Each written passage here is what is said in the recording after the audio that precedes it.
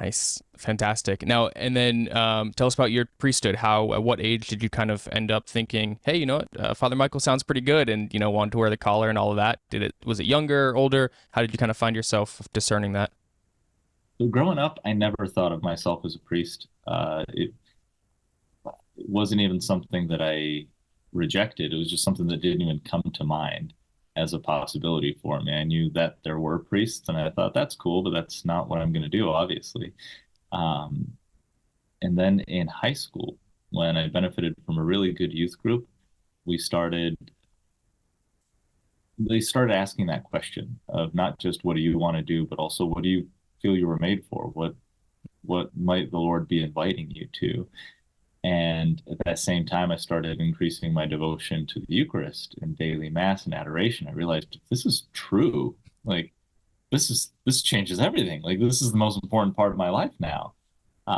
Around that time, the thought of priesthood first entered in, so early on in high school, and it was an immediate rejection from me. I was like, nope, thanks, but no thanks. I'm glad that we have priests, but that is not going to be the trajectory for me.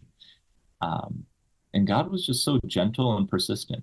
He was willing to continue that invitation as I grew in prayer to trust Him more, to realize that He's not trying to trap me in something that will lead to my misery, that anything He invites me to is that which will fulfill me most.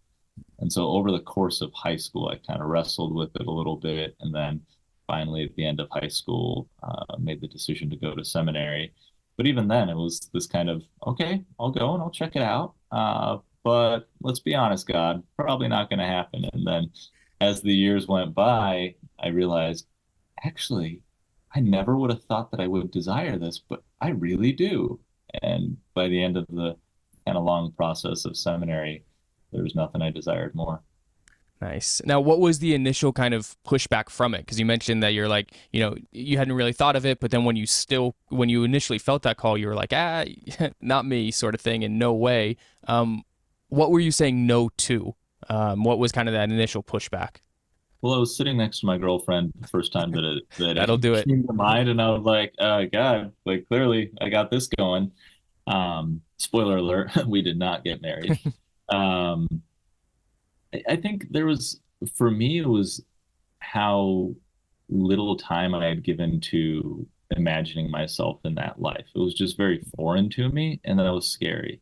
So it wasn't any particular thing about it that I rejected. It was more of just, no, that's not the path that I ever imagined for myself.